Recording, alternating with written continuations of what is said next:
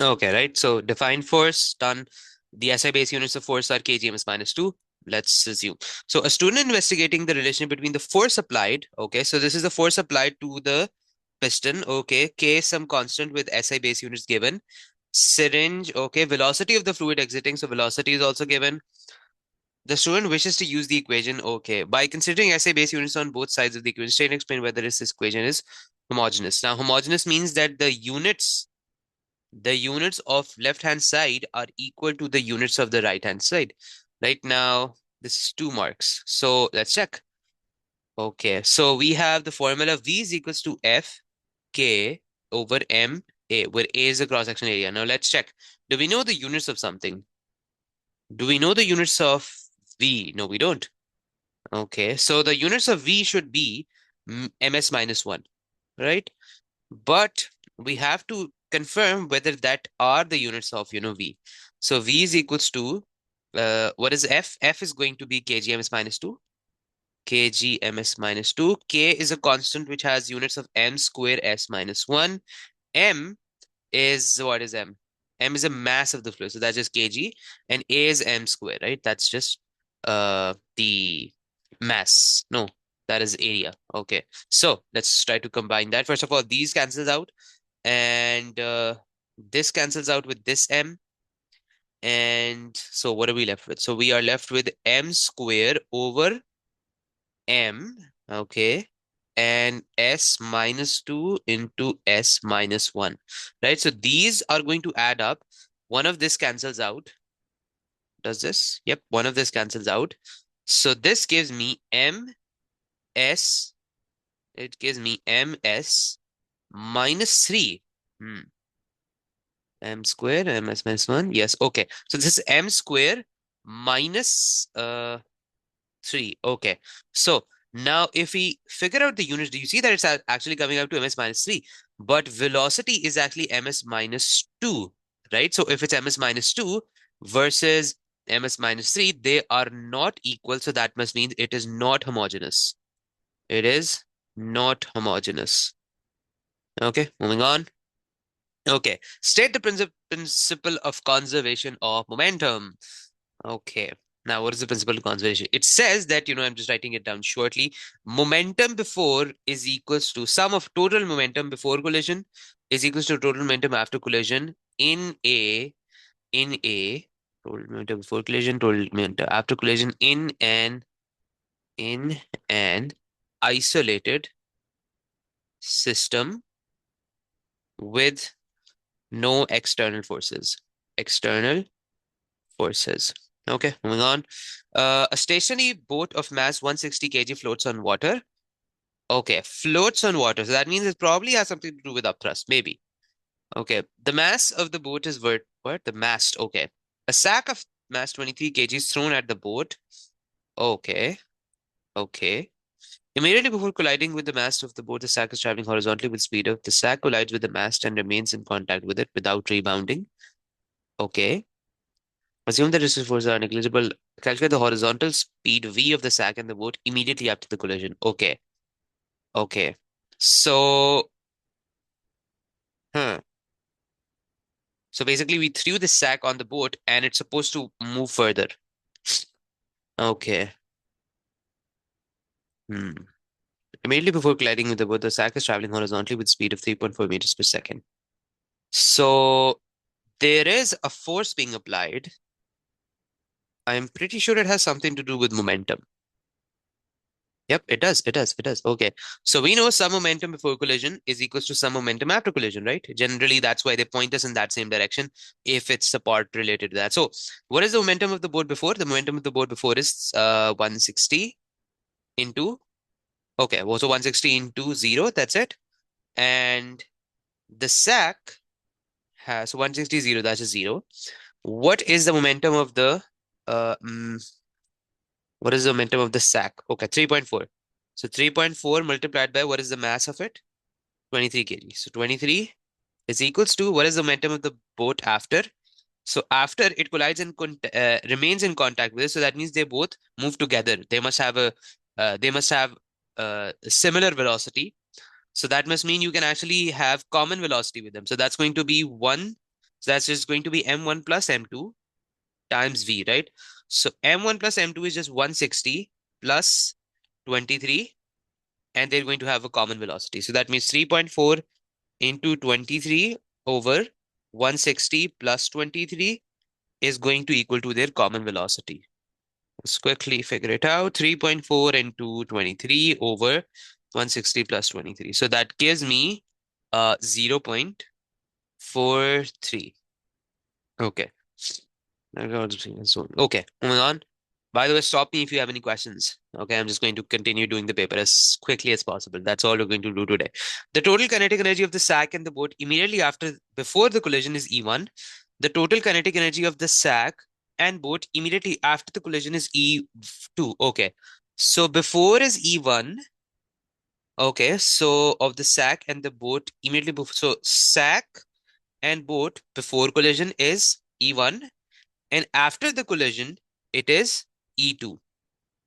Okay, E2, sag, and the boat. So first of all, the boat is not going to have kinetic energy. Kinetic energy is equals to zero because because because it is it's not moving. But the sac is going to have some amount of kinetic energy, right? So kinetic energy, let's call it kinetic energy S of the sac 1. Okay, and then both of these are going to have they're going to have similar velocities, but because they have different masses, that must mean that they have different kinetic energies, right? So that must mean this is going to be kinetic energy of the sac 2, this is going to be kinetic energy of the sac no sorry of the boat 2. Okay, so determine the ratio E2 over E1. Okay, so E2 over E1 is essentially just going to be what? It's going to be the total kinetic energy after divide by total kinetic energy before. Total kinetic energy before, right? So these kinds of ratio questions try to make an expression that can be pretty easily cancelled out. So what is the total kinetic energy after? So it's just going to be 1 over 2. Mass of the sac is going to be 23. Do we know the velocity? Yes, it is a common velocity. So that is just going to be 0.43 squared. Okay. Plus, what is the kinetic energy of the boat? It's just 1 over 2 into 20, no, not 23, 160 into 0.43 squared. Okay. And then the total kinetic energy before is simply the kinetic energy of the boat, sorry, of the sac, which was 3.4 into 23. So 1 over 2 into 23 into, what was the velocity? 3.4. Okay. Now, that's it. That's all we have to do. Yep, that's it. That's all you have to do. All the values are given out for you. Let me just quickly calculate it. So 1 over 2. Because we had all the values, this was pretty easy. 0.5. Seems like a pretty easy paper so far. 23 into 0.43 squared plus into 160 into 0.43 squared. 0.5 into 23 into 3.4 squared. So the ratio should be 0.1272 something. So that is hopefully the answer. So 0.127. Okay. By the way, when you're calculating the answer, right? When you're doing some calculation, try to write down as many numbers as you can, and then you can, round it off, right? Because even if, for example, your rounding off is correct, you might get the mark for writing the answer, the complete answer. Okay. So, state and explain whether the collision between the sac and the boat is elastic or inelastic. It is inelastic, straight up. It is inelastic since so basically, if it was elastic, remember, if it was elastic, then the kinetic energy before must equal to kinetic energy after, right? And if that was the case, then E2 over E1 should have given you a ratio which is equal to 1, right? Because the total kinetic energy after and before, they should be equal. Let's say this was 150 and this is also 150, right? If they were both equal, then they should give me 1. So that is why it's elastic, since the ratio of E2 over E1 is not equal to 1, and kinetic energy before is not equal to kinetic energy after, right? So that's it. And they stick together and stick together, right? So these are all the reasons. By the way, in the marking scheme, there is not always a fixed answer, right? The marking scheme is just for the teachers to check the paper. So if you read the marking scheme, there may be a lot of other answers that may be applicable as well. Okay, moving on. After a short time, the boat in 2B is at rest again. Show that the upthrust force acting on the boat is 1800 newtons. So, wait, what? The boat in 2B. Where is 2B? Oh, okay. Okay, so the mass is 160 kg, floats on water, the mass of, okay, blah, blah, blah. Show that the upthrust acting on the boat with this sack. Oh, so basically, if any object is floating, that must mean the weight is actually equal to the F upthrust, right? So that's it. You just have to calculate the weight. Weight is equals to mg, right? What is the mass? 160 times 9.81. So when you do that, it is going to be 160 into 9.81 is roughly 1569. But that's too different. Why is that too different? Hmm. How else can we calculate the upthrust? We don't have any of the densities or anything.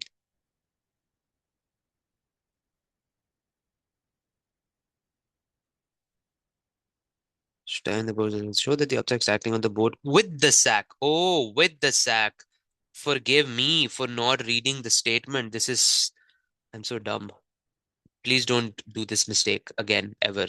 Please read the question carefully. I should be teaching this to you, but I made the same mistake. Please read the question very, very carefully. So the mass with the sack is going to be 160 plus 23 and then into 9.81. Okay, thankfully, they had already given me the answer.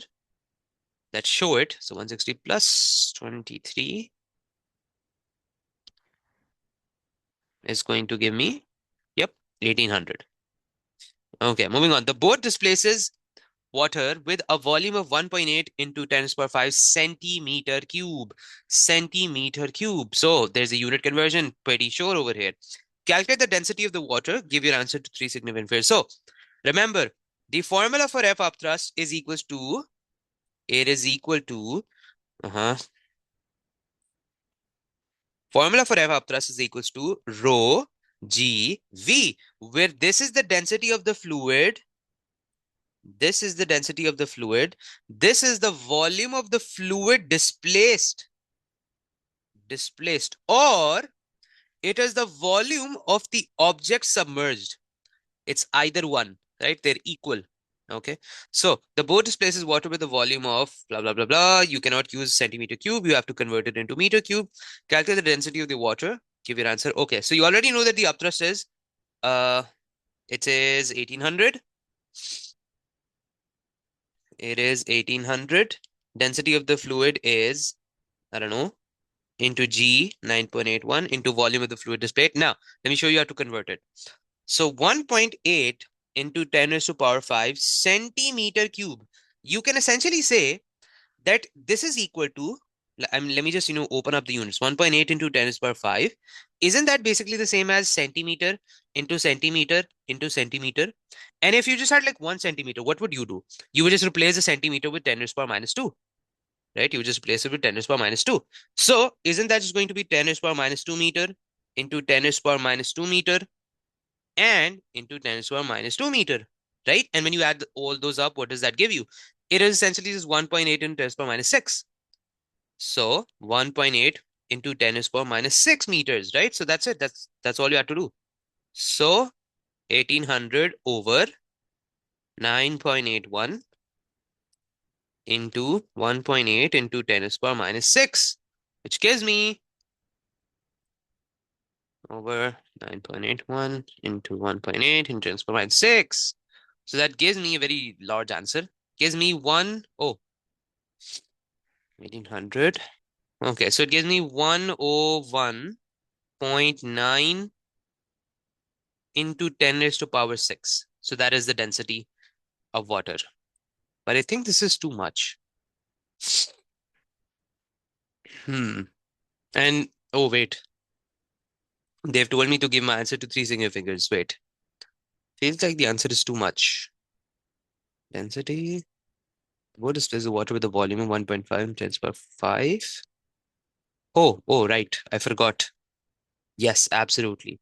Because I forgot to add the existing 10 is power 5. 1.5 into 10 is power 5. So that should be it. Into 10 is power 5.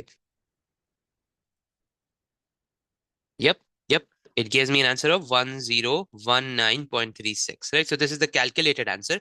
Try to write down the calculated answer whenever there's a large number, right? So, even if you round it off incorrectly, you at least get the answer right. Okay. So that should be, if you round it off to three significant figures, this is going to convert to 1020, and that's it, right? Because 9 is larger than 5. Okay. Moving on. A roller coaster carriage of mass 280 kg travels over a section of track. Okay.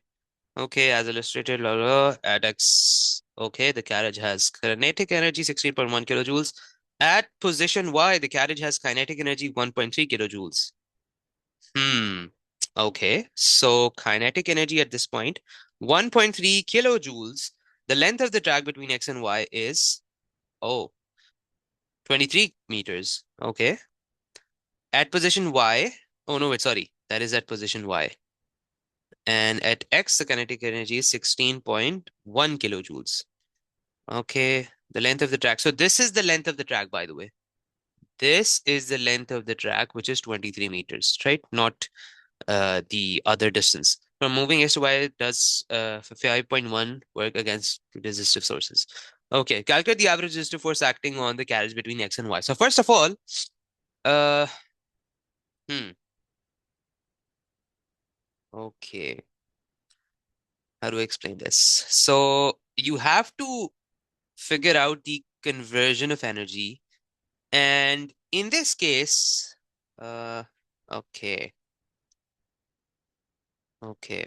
So basically, if you're going from X to Y to Z, okay, if you reach the same point, right, you are ideally supposed to have the same kinetic energy. But I'm pretty sure that is not the case in this case because you lose energy.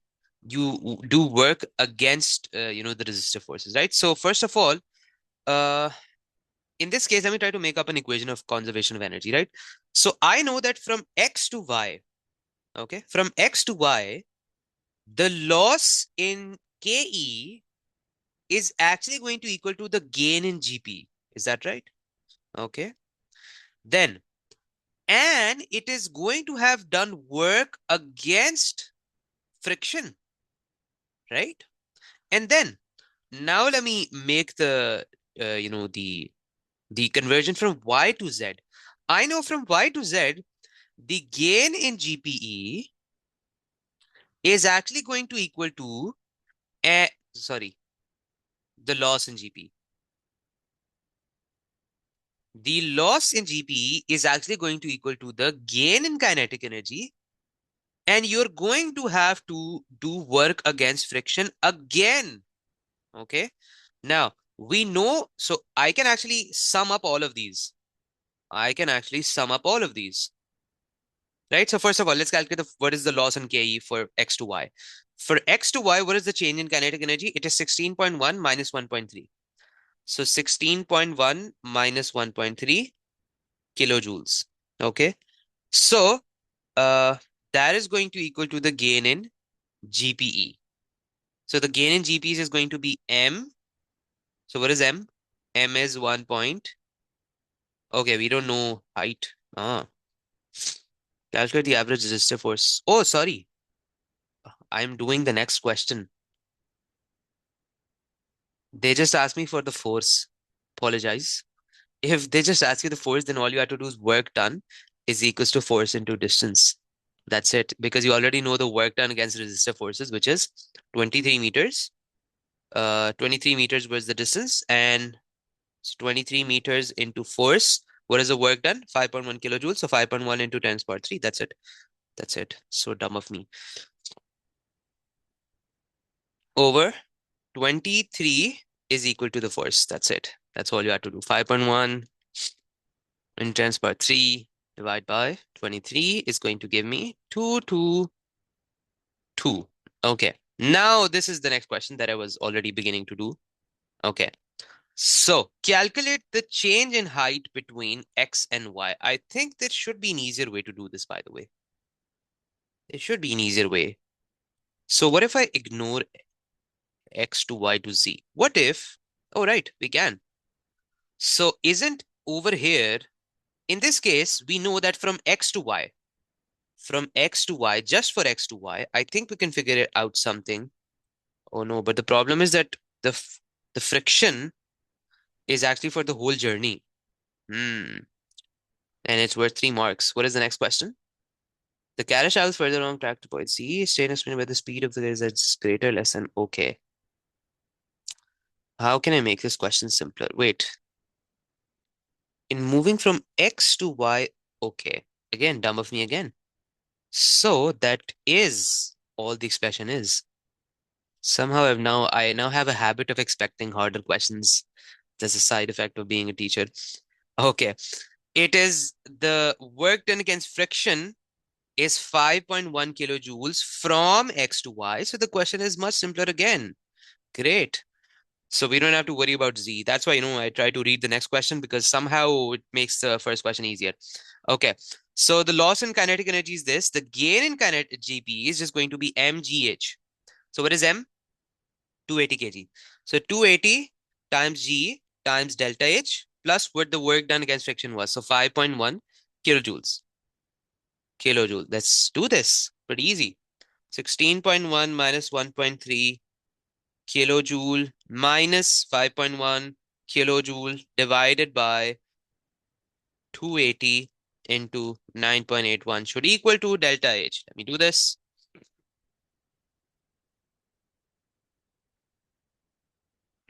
So 16.1 minus, try to write down a single expression. It's easier and faster to plug it into a calculator rather than doing it again and again and again and again.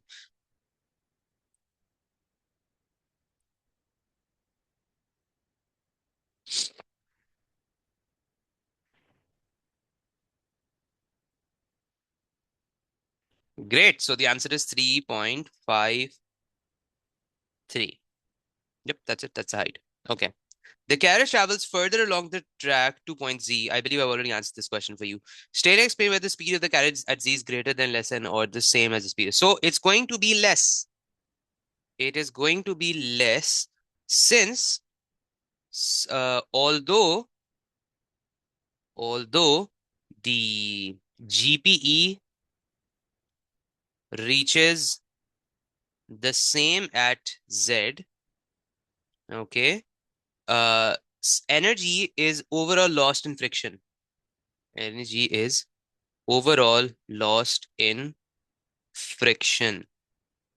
Thus, kinetic energy remaining is lesser. Is lesser. Okay. Great. Moving on. Oh, weird question. Already weird question. I don't like this question. Okay. A uniform square picture, okay, is attached to a wire. Oh, it's a Polaroid. Hangs in equilibrium from a pin. Equilibrium, very important word. Picture, okay. Center of gravity, okay. The picture has a weight and is the top side of the picture is horizontal. Okay, the wire forms an angle of theta with the horizontal. The tension T in the wire is 30 newtons. Determine, define the moment of force about a point. Okay, so define the moment of a force about a point. So basically, moment is the product of force and perpendicular distance Have you noticed that like 20 to 30% of the paper is just simple definitions? So even if you know like just simple definitions and formulas, you can practically you can easily get 40 to 50% marks in the paper. Like if you know basic formulas, application, and definitions, you can pretty much solve the half of the paper easily. Product of force and perpendicular distance from the pivot. Explain why the moment of the weight about point P is zero. Since if you notice about point P, where is point P? Oh, sorry, over here. Okay. So first of all, he's saying why is the moment about point P zero? Because there is no distance from any of the force, right? So basically, this is point P, right?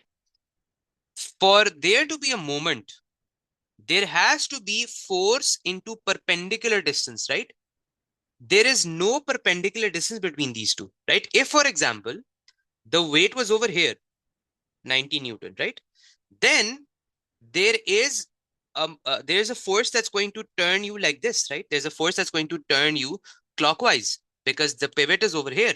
And there is also a perpendicular distance from the pivot, right? This is the perpendicular distance. This is the perpendicular distance, right? So that must mean there is no perpendicular distance.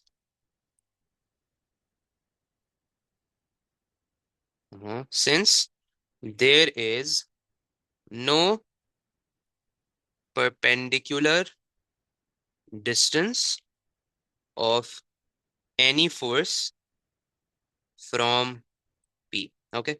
Calculate theta. Okay. Theta. How do you calculate theta? Uh-huh. So if anything is in equilibrium, that must mean that the resultant forces are equal to zero. So the sum of forces are equal to zero or resultant forces equals to zero. Okay. And it also means that anti-clockwise moment is equals to clockwise moment. We already know that that is the case, but we can't really use this because that would not really result in anything. We don't have any, moments being produced over here. It's all just zero.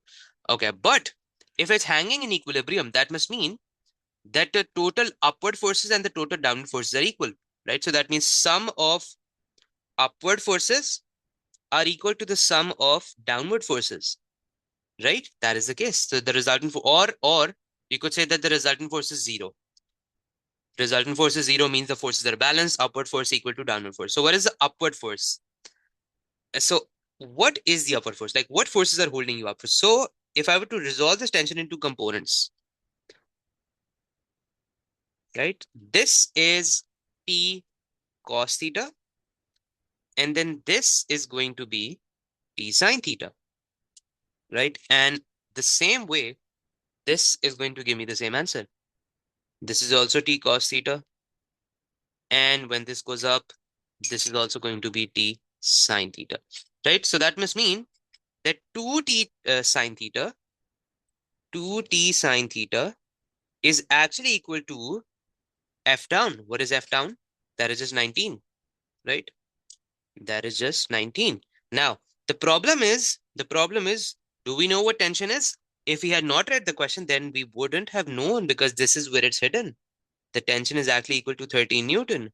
So if you don't read the question, that's going to, end up losing marks. So 2 times 13 sine theta is equals to 19. So all you have to do is just, do sine. So basically, let me just write it down shortcut. So sine theta is equals to 19 over 13 into 2. And if you want to figure out theta, then you just do sine inverse. Sine inverse. Okay. So sine inverse, quickly sine inverse 19 over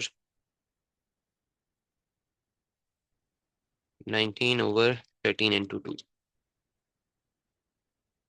It is 47. Yep. Okay. Moving on. The wire has a diameter of 0.8 mm and is made of metal with Young modulus 9.3 in transfer 5. Okay.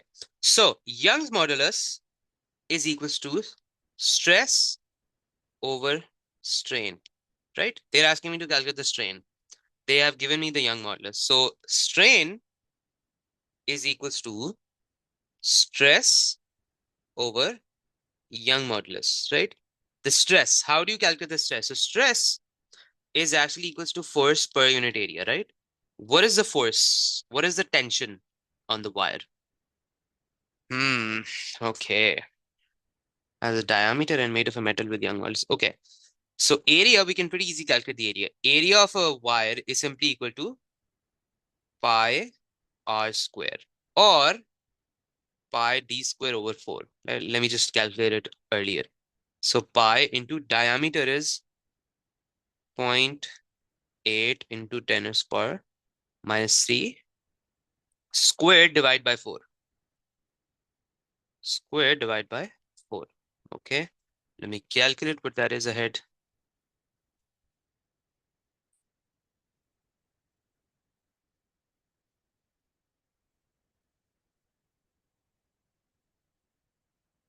Okay. So that is the area is 5.03 into 10 is power minus 7. Okay. Now, okay. The wire has a diameter and is made of. Okay. So all we have to do, we just have to calculate the force now.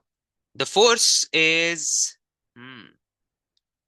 What is the force? Do we add both the tensions or only one of them? Hmm. What is the total force on the wire? Interesting. I'm not sure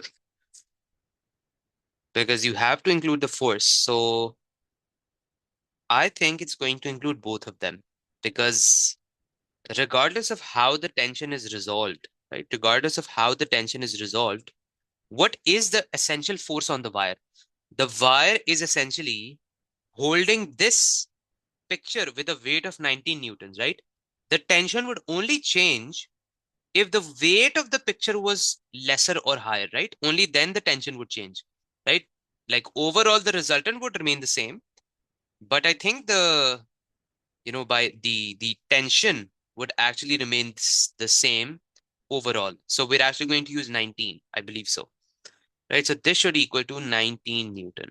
Okay, so if that is the case, let's just quickly calculate it. So stress over strain. So 19 over 5.03 into 10 to the power minus 7 over Young modulus, which is given, into 10 to the power 10. Yep, minus 10 to the power 10. Okay, let's calculate. So 19 divided by 5.03 into 10 to the power minus 7 over 9.3 into 10 to the power 10. So that is going to equal 4.06 into 10 to the power minus 4. Great. By the way, does strain have any units? No, it doesn't, because strain is extension over length. It's just, length over length. The bottom side of the picture shown in is 1.6 meter above the ground. Okay. Pin at the point P breaks and the picture falls vertically downwards. Resistive force acting on the pair are okay. Calculate time for the bottom side of the picture to hit the ground. So pretty easy. So they're saying that the picture hits the ground, right? There is a weight of 19 Newton on it, and the height is 1.6 meters. 1.6 meters. Calculate the time taken for the bottom side of the picture to hit the ground. Pretty easy. Wait.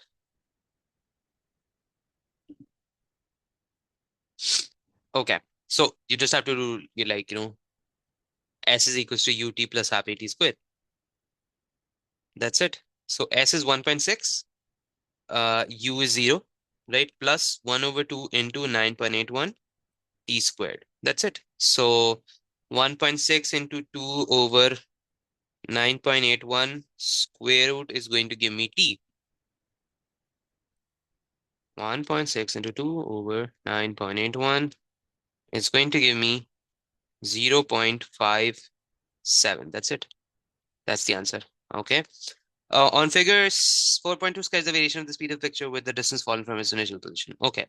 The speed versus distance. So I know that the speed, okay, it's 2 marks. So I would highly recommend in this kind of question, right? Because you know all the values and they've given you one value, try to please calculate the speed because this is worth 2 marks, right? Can we calculate the speed at that time? Yes, we can. V is equals to U plus AT, right? This was actually 0.57. Okay. So can we calculate the speed at that point, right? 0 plus 9.81 times 0.57.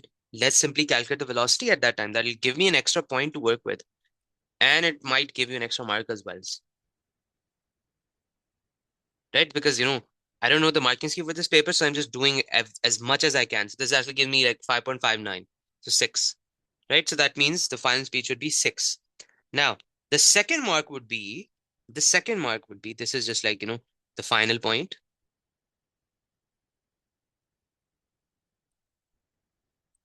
Okay.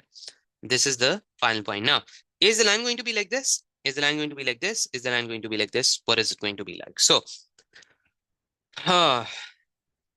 so as the distance is increasing, okay, so this is with distance with respect to speed with respect to distance. So, what does the slope would give me? The slope is in this case speed over distance, right? So we know that formula for speed is actually equal to distance over time, right?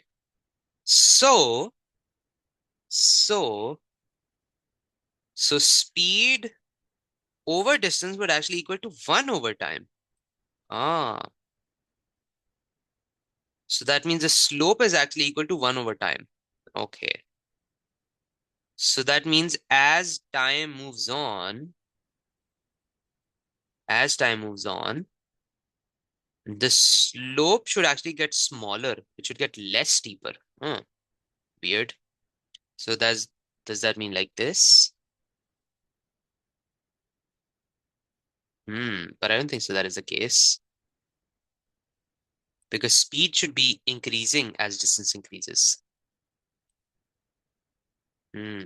Is there a formula that relates speed and distance from the acceleration formula? So v square minus u square is equals to 2s. Oh, yes, here it is. So in this case, this is 0. So v square is equals to 2s, right? And according to this formula, acceleration is constant, 2 is constant. So v square is directly proportional to s. Great, we figured it out. So that must mean, so remember, this is s is directly proportional to v square. Okay. So if you were to plot this on a graph, it's kind of like saying y is equals to x square, right? Y is equals to x square. And what is the graph of y is equals to x square? It's supposed to be a parabola, right? Because s is already on the x-axis and speed is already on the y-axis, right? So it's supposed to be curving upward like this, right? So that's what the graph is going to look like. So, try to make some relationship with the formulas that you know. Okay. How many questions left? Oh, this, how many questions left? One, two, three, four? No, three. Okay. Let us quickly do this. Okay. Okay, this is a long question. I mean, let's take like a 2 minute break. I need one, and then I'll be right back.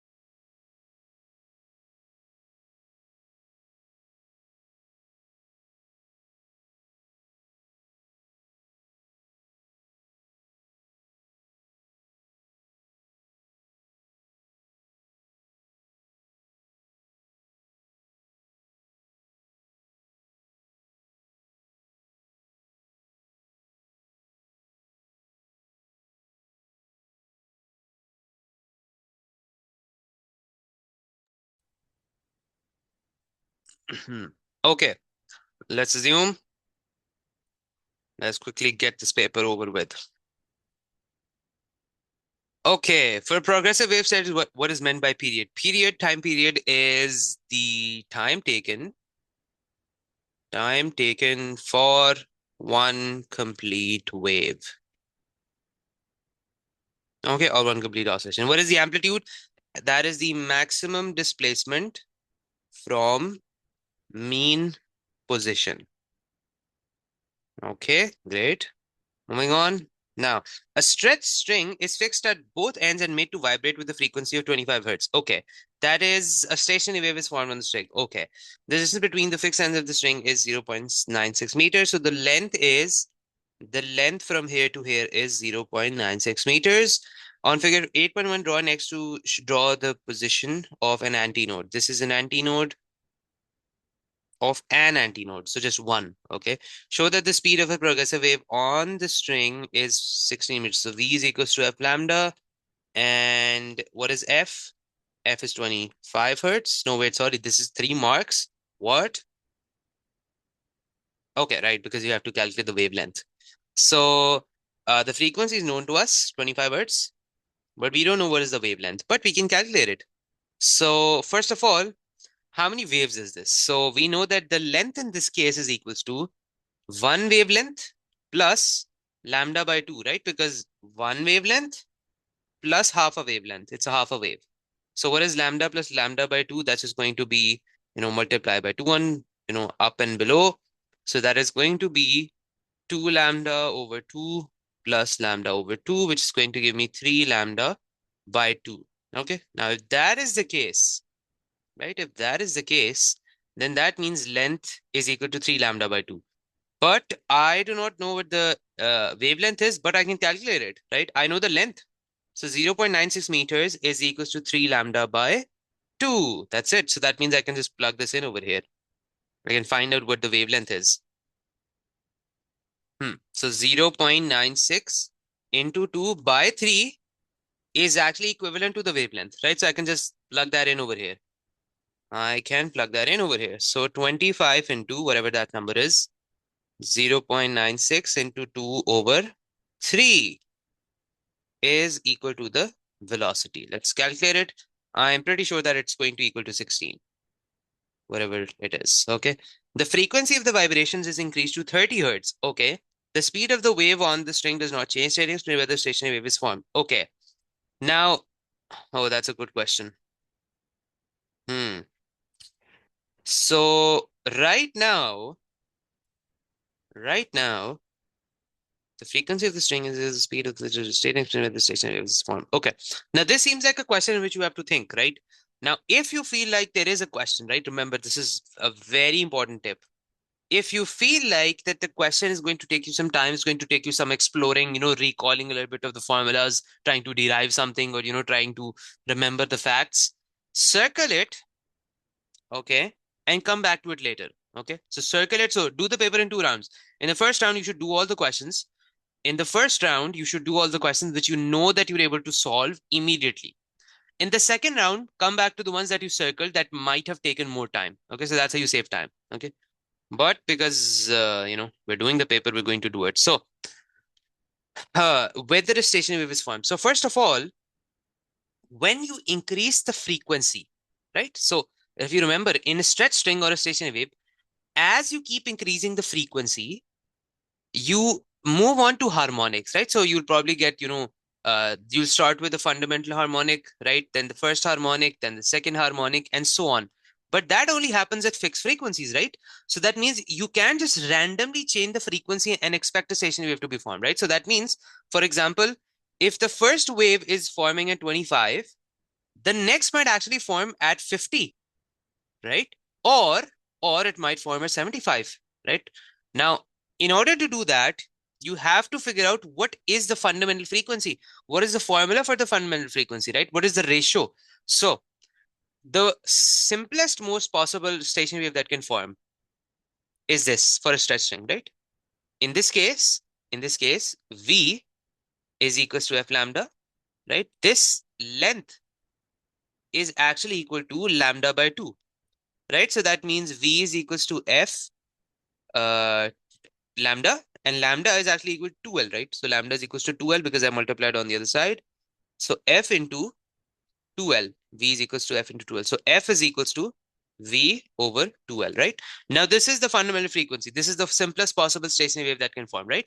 The next possible stationary wave would be like this. Again, nodes on both ends, but you just add another node in the center.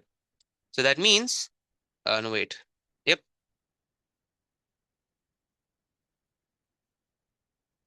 This is the next possible stationary wave, right? Now, in this case, V is equals to F lambda, right? In this case, the length is actually equal to the wavelength.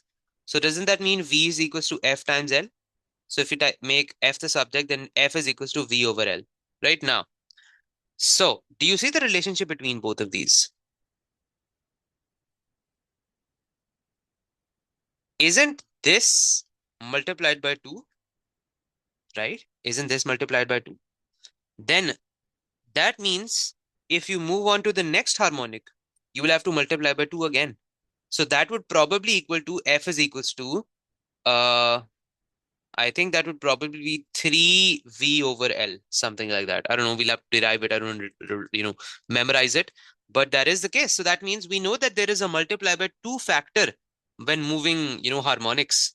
So if you multiply by 2, right? If we multiply by 2, and then I believe the next one is going to be multiplied by 3. In fact, let me just do it. Let us just show it to you. It might take some time. That's why, I ask you to memorize it. I ask you to memorize the ratio of the, what is the harmonics that are possible, right? So this is F, second harmonic. Okay. Now let's do the third one. In the third one, this is the case, right? This is the case, right? This is the third harmonic because, you can add another node to it, and that is what the wave results in. So in this case, V is equals to F lambda. In this case, length is actually equal to 3 lambda by 2, right? Length is equal to 3 lambda by 2. So lambda is equals to 2L over 3. So V is equals to F 2L over 3, right? So 3V over 2. No, wait. 3V over 2. Wait. Oh, right. 3V over 2L is equals to F, right? Now, notice what is different. Isn't this, isn't this the F naught, right? So F3 is actually equal to 3 times F naught, right? Then that must mean F4 is equals to 4 times F naught and so on, right? So now this is the third harmonic, right? In this case, right?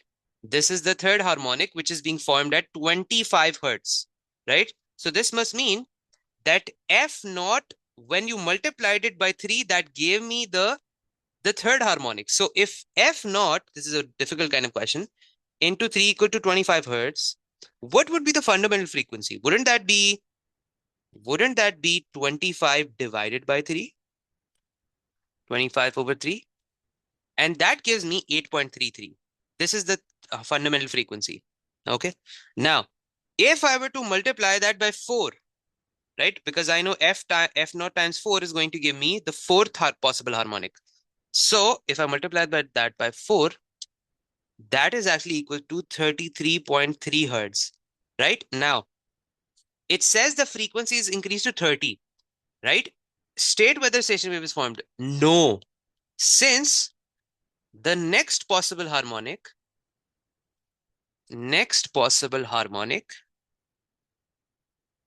forms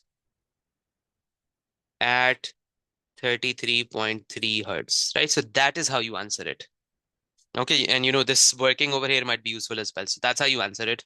Hopefully you understood it. But this is one of those, in every paper, there is like one of those questions where you have to like think pretty hard. You have to spend some time with it, and then you can get it, right? So I'd recommend, you do this kind of question in second round so you don't waste time. Okay. A beam of light of wavelength is incident normally on a diffraction grating of 6.5 light meters per second or meters per. Okay, per meter, the light passes through the grating and forms a pattern of lights parallel to the grating. Okay. The angle formed at the diffraction grating between the central bright spot and the bright spot at X is 37 degrees. Calculate the order N of the bright spot formed at X. Uh-huh. Hmm. So if you remember the formula for diffraction grating, d sine theta is equals to n lambda. Okay. We don't know what n is, but we do know what sine theta is. Sine theta is sine 37. Do we know what n is? No. Do we know what wavelength is? Yup. Pretty easy question. 4.5 into 10 to the power minus 7. Okay. D. Can we calculate D? Yes, we can. D is equals to length divided by number of slits. Okay. Now, they have said that there are 6.7 into 10 to the power 5 lines per meter. Remember, this is not equal to D. They never give you the value of D straight up. You will have to calculate it because check this out. This is actually equal to the number of lines N, and this is actually equal to the length L. So you have to actually switch them, right? So length is 1 meter, and the number of slits is actually 6.7 into 10 to the power 5. So that is actually equal to D, right? So let me just plug this in over here. So sine 37 over, I'm just plugging in, whatever distance D was, sorry, 6.7 into 10 to the power 5 into, this goes over here, right? I'm dividing it to find N. 10 to the power minus 7 is equals to N. So let's calculate what N is. 37 over 6.7 into 10 to the power 5 into 4.5 into 10 to the power minus 7. So that gives me 1.9999. So 2. That's it. That's the answer. Oh, 6. Okay. The diffraction grating is replaced by grating with fewer lines per mm. State whether the distance between the adjacent bright spots on the screen increases, decreases, or remains the same. Hmm. Okay. Interesting. State where the distance between the. Okay. So if D is equals to L over N, right? They said that the fewer lines per meter. So that means number of slit decreases. So that means the value D, separation of the slits increases. Okay. So if D increases, then what would be the effect on theta? Right? Because if this distance changes, then theta is going to change. Right? Now, if that is the case, then D is actually inversely proportional to sine theta, right? So if D increases, then sine theta is supposed to fall. Doesn't that mean that if theta is supposed to fall, right? So that means this angle becomes smaller. If this angle becomes smaller, doesn't that mean then theta will decrease? Then then it also means that the bright spots will get closer together. Let's say what distance between them. So distance decreases. Hopefully that is the answer. There is another long way to do this as well, but like 1 mark only. So whatever it is, it's okay. Just leave it as it is. Okay, moving on. Question 6. State what is meant by an electric current. Rate of flow of charge. That is how fast the definition should flow to you. Rate of flow of charge. A cell has electromotive force 1.5. Oh, great. And, oh, pretty easy.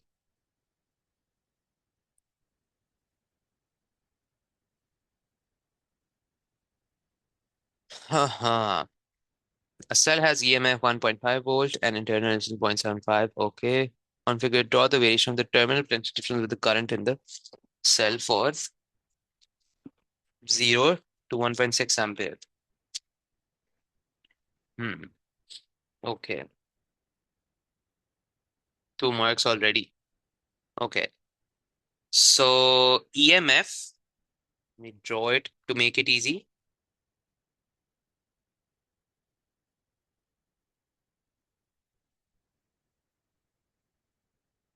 Okay. So 1.5 volt and R is equals to 0.75 ohms. Okay. And draw the variation of the terminal potential difference with current in the cell for between this value. Okay. So let me draw this as R. It's helpful to remember the expression for terminal potential difference, right? So I know that EMF E is going to supply IR plus the external circuit, right? Now, IR is the terminal potential difference, right? That's what we call it. VT is the terminal potential difference that you measure for the external circuit. This is just the lost volts, right? So E is equals to IR plus VT, right? Can I make an expression for VT is equals to E minus IR? Yes, I can. Now, in this case, do you see that you can actually convert it into a line, a straight line, the formula for straight line? Y, wait. So I think like this. Minus IR plus E. Now, check this out. Carefully check this out. We need to develop the skill of trying to convert formulas into straight line. It's very helpful for physics. Check this out.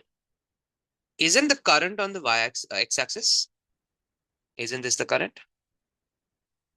This is the current. Let's call this X. Okay. Isn't terminal voltage on the y-axis? Yes, it is. Let's call this Y. What is something that is always being multiplied by X in this straight line? That is the slope. The slope is probably minus R, right? That is the slope. What is this E? Isn't that the y-intercept? That's it. So that means if you try to write down the equation of the line y is equals to mx plus c, right? Then y is Vt, m is minus R, x is the current, and EMF is the y-intercept, right? So that means when x is 0, that is the value, right? So let's first write down the y-intercept. That's easy to do. Y-intercept is EMF, right? 1.5. So that means it's going to intercept over here. Then also try to find out the x-intercept. What is the x-intercept? That is the point over here when y is equals to 0, right? When y is equals to 0, what does that give me? So that means 0 is equals to minus Ri plus E, right? Plus E. No, wait. Yep. So that means Ri is, no, wait, what? What are we doing? X-intercept, right? So that means we're asking the X value plus E. So that means Rx equal to E. Then X is equals to E over R. X equals to E over R. So what is E? E is actually the EMF 1.5. What is R? R is the internal resistance 0.75. So 1.5 and oh, that's just 2, isn't it? No, wait, it isn't. Oh, it is. Wait, but we don't even have that. So that means the line will probably be something like this. Okay, so we can't do this method. Sorry for wasting time. Great. So we can just, do it the regular way. So we know, can we calculate it for some value? So I know that this is the intercept.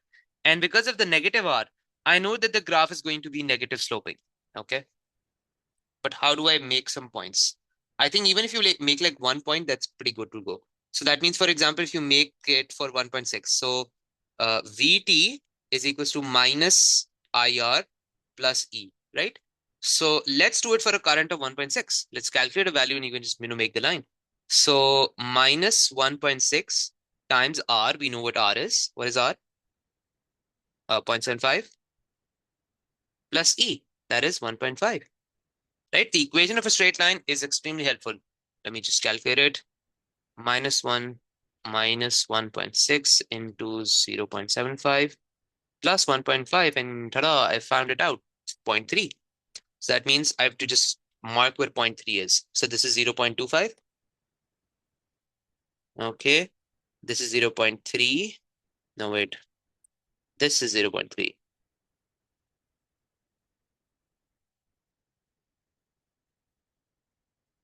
So this point. So that's it. That's how I formed my line. Great. Okay. And by the way, the x-intercept would be somewhere too over here, but it's not really helpful over here. Moving on. A metal wire X has a length of 6.8 meters Okay. Mm-hmm. And cross-sectional area, 2 into 10 to the power minus 7. Okay, length is equals to 6.8 meters and area is equals to 2 into 10 to the power minus 7. Okay, the resistance of the wire is 0.82 ohms. The wire is connected to a circuit containing the cell in 6P and a fixed resistor R shown. Okay, so we know what this is. Okay, so check this out. Hmm. They're saying that the current is 1.8, right? Check this out. Can we figure out what is the terminal potential difference?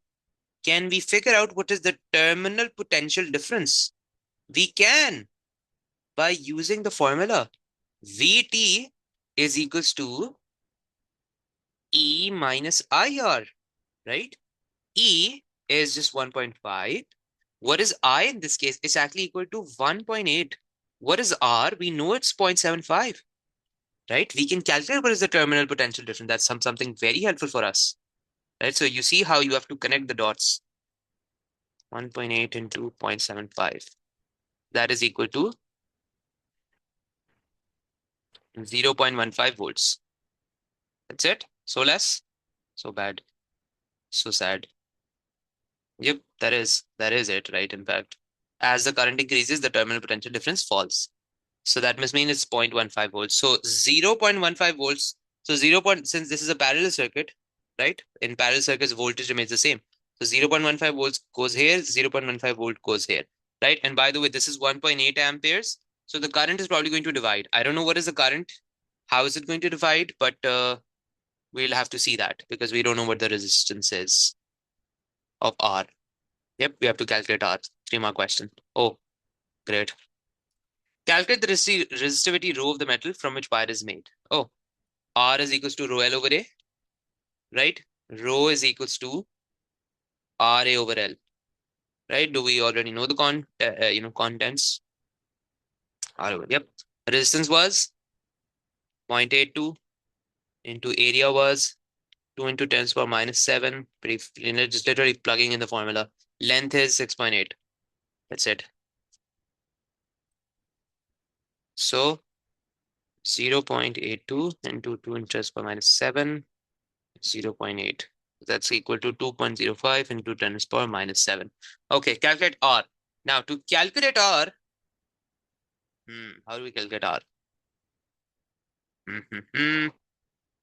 Okay, so I know, can you figure out the voltage going through here? Oh, great, I've already done this for you. This working goes over here. Okay. And so if I figure out the current going through this, can I figure out the current going through here? Yes, because the total current entering should equal to total current exiting, right? The current divides. So V is equals to IR. Do we know what is the voltage entering? Yes, 0.15. Do we know what is the current? No. Do we know the resistance? Yes, 0.82. We can figure out the current. So 0.15 over 0.82 equal to 0.183 ampere. So if this much current is going over here, then the current going through the other wire will be I is equals to 1.8 minus 0.183, right? Because the current that remains goes over here. So what is it? 1.8 minus 0.183, which is 1.617 ampere. That's it. That's the answer. Calculate the power dissipated in the internal resistance of the cell. Pretty easy. P is equals to I square R, right? What is I? I is just 1.8 because that's the same current going through this. So 1.8 squared into R. What is R? It's small r. So 0.75.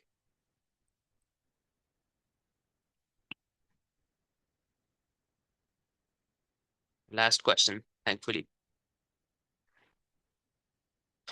2.43 watt. Okay, moving on. Describe the structure of a nuclear atom. Okay, so, hmm, okay. Now, in this case, you actually have to describe Rutherford's model of the atom, right? So that means you have to tell them 99% of atom empty. Okay. Then, by the way, they're asking you of a nuclear atom. Do not mention electrons. That is outside the atom, right? A nuclear atom, right? Uh, well, you can mention it, but there's no need to. Okay, like you cannot consider that as a mark. You can write it at the end if you've left it, right? But electrons not considered. Okay, so 99% of the atom is empty. Okay, positively charged nucleus at center. Okay, and what else? Yep, nucleus is very, very, very tiny. That's it, right? So the nucleus, positively charged nucleus is very, very tiny. Okay. Now P and Q are radioactive nuclei. P has this. Q has this. Each nucleus decays to form the nucleus with 92 protons. Oh, so P goes from 94 to 92 protons. So that means that is alpha decay, right? Because that decays two protons. Say the type of radio. So alpha decay. State the type of nucleus. Okay. Radioactive decay experienced by Q. Okay. So Q goes from 91 protons to 92 protons, 91 to 92. So that means it's probably what's happening is that a neutron converted into a proton and gave an electron as a side effect, right, to conserve charge. And what is this type of decay? Isn't this beta negative? Yes, because the electron is beta negative. So beta negative decay. Make sure to write down beta negative. Okay. Particle X has a ratio of charge over mass equal to this value. Identify particle X. Show your working. 2 marks. Where's particle X? Okay, nothing. Charge over mass equal to, show your working. How do I do this? Hmm, show your working. So, how are we supposed to do this? 1.76 in 10 to the power 11. Okay, so charge is simply equals to Q is equals to NE, right? N times E. And mass is equals to the mass of, mass times N, I believe. What? So like if you have a particle, okay, if if you have an atom, okay, and if this is the atom, then the atom is going to have like some neutrons. It's going to have some protons, okay. Then the charge Q is going to equal to, I'll just call this, number of protons times E. The mass is going to equal to it is going to equal to the, number of protons plus number of neutrons into what we call the atomic mass unit. 1.6 into 10 power. No, sorry. I believe it was 1.66 in 1.67 into 10 power minus 27 kgs. Okay. Hmm. Now, right. So this is like total number of proton, total number of neutron, and multiply it with this number. Okay. So charge over mass, Q over M this would be number of protons.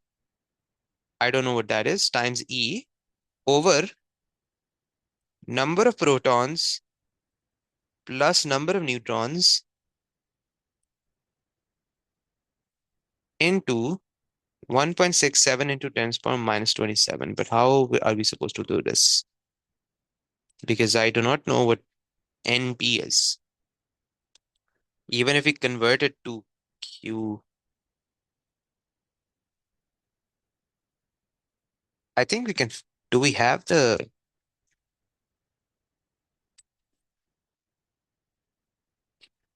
So we also know one other information. Q over M is equals to 1.676 into 10 to the power 11. So coulomb per kg. Identify particle X. Mass of proton, right? Mass of proton given, mass of electron given, all of it is given. Hmm.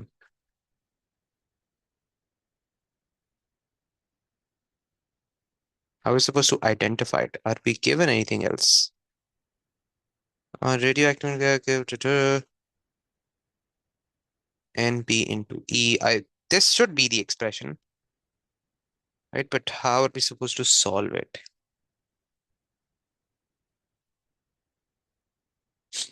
Hmm. Let me try it. So 1.67 into 10 to the power 11 is equals to NP times 1.6 into 10 to the power minus 19 over per kg. So, okay. Then NP. Oh, wait, yes, I can do something else as well. So, if for example, this is helium, this has 2 and 4, right? This is the number of protons, and this is the atomic mass, right? Which is equal to number of protons plus number of neutrons, right? Now, oh, I can do something else as well. I can do something else as well. So I know that the total mass of the atom is simply because this already includes it, right? So this is basically the atomic mass, right? So if I multiply this with the mass of one atom, so 1.6 and 7 into 10 to the power minus 27, that is given in the table above, right? That is going to give me the mass of it, right? So I know that this number, right? So this is like the atomic mass. So atomic mass times 1.67 into 10 to the power minus 27 is going to give me the total mass. Right? That is going to give me the total mass. But then what is the number of protons? I know that number of protons is equal to, but I'll be stuck here again. Hmm, I'm completely lost. No idea how to do this question for now. I will figure it out, of course. But how? What is the number of protons? I'm probably missing something. Yes, any idea how to solve this?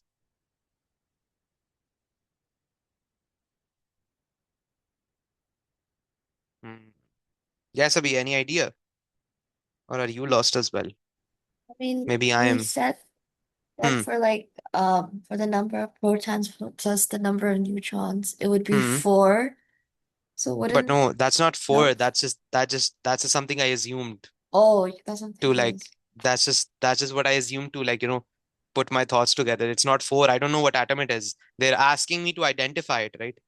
I don't know how am I supposed to identify it. Even if, for example, I'm confused that even if I were to know the number of protons, how are we supposed to identify it? Because in the physics paper, you're not exactly given the periodic table. Or I don't know, maybe. Oh, wait. I think I figured it out. Maybe.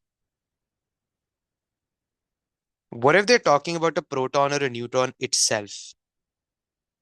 But like, no, that's just simply E over M, right? E over M is what is the charge of a proton? 1.6 into 10 to the power minus 19. What is the mass of a proton? 1.67 into 10 is power minus 27. Please, please don't let this be the right answer. If that is the case, then this is pretty dumb. Because who the hell specified particle? Like if it's a proton, then specify subatomic particle. 1.67 10 to the power minus 27. Uh, nope, this isn't the right answer. So it's not, the charge of a proton divided by the mass of a proton either. I don't know. What if it's an electron? But electron does not. Okay, let's try it for an electron as well. Okay. So I know that the charge of an electron is 1.6 into 10 to the power minus 19. The mass of an electron is, let me go up. Mass of an electron is 9.11 into 10 to the power minus 31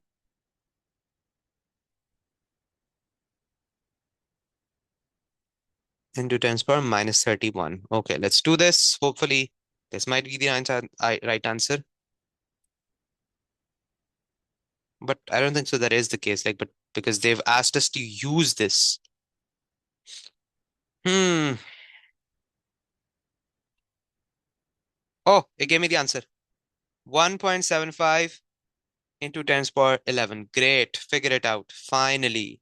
This is all a bunch of crap. All useless. Bullshit. Okay. I am pretty angry at you, Cambridge. Why would you specify particle? This is supposed to be at least mention subatomic particle, right? Subatomic. How the hell are we supposed to know that it is, it's an electron?